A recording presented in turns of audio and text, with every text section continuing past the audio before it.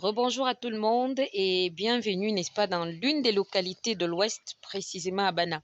Donc là, nous sommes, n'est-ce pas, sur un site où nous devons, n'est-ce pas, effectuer des travaux. Et derrière nous, nous avons, n'est-ce pas, ce que vous appelez communément la brique de terre crue.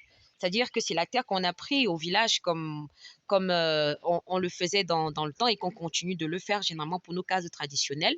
On a creusé, on a piétiné, on a mouillé, on a sorti, n'est-ce pas, parfois avec ce que nous appelons le cuit, n'est-ce pas, qu'on a mis dans les cadres pour faire sortir plus facilement et sécher.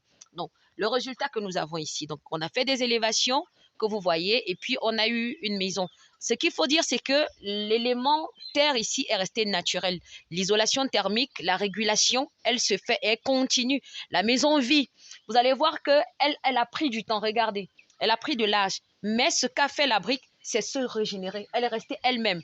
Vous avez pratiquement des insectes qui ont habité à l'intérieur du bloc, mais cela n'a pas détruit le bloc en lui-même. Vous voyez un peu. Bon, à côté maintenant, nous avons là, de ce côté du bois. Regardez ce qu'a subi le bois. Regardez. Vous voyez qu'avec le temps, le bois, lui, il a tellement déprécié.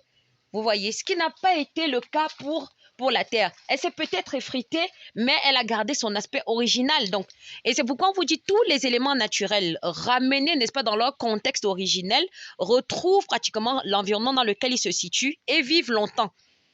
Et vivent longtemps. Et on vous l'a dit également, vous construisez des maisons avec la terre, vous construisez avec la brique, c'est-à-dire la terre, vous avez manipulé comme vous voulez, mais vous n'avez pas, n'est-ce pas, permis qu'elle perde ses qualités mécaniques. Alors vraiment, elle vit longtemps et elle vous permet, vous également, de vivre longtemps. Il n'y a pas d'impact sur votre santé, il n'y a pas d'impact également sur l'aspect coût et même vous avez quelque chose d'agréable, esthétiquement parlant, d'agréable solidement parlant. Vous avez quelque chose encore d'agréable, n'est-ce pas, scientifiquement parlant, et vous avez quelque chose encore d'agréable économiquement parlant. Donc, c'est l'occasion pour nous ici de vous dire, parce que là, n'est-ce pas, nous sommes censés faire le prolongement ici. Donc, nous avons expliqué à la maman que la construction ici faite ne peut pas avoir un prolongement ici fait avec l'augmentation pour les briques de terre stabilisées. Pourquoi? Parce que nous avons deux éléments réfractaires, aussi parce que la maison a été faite et nous n'avons pas de poteaux qui représentent au niveau des angles, nous n'avons pas de piliers du tout.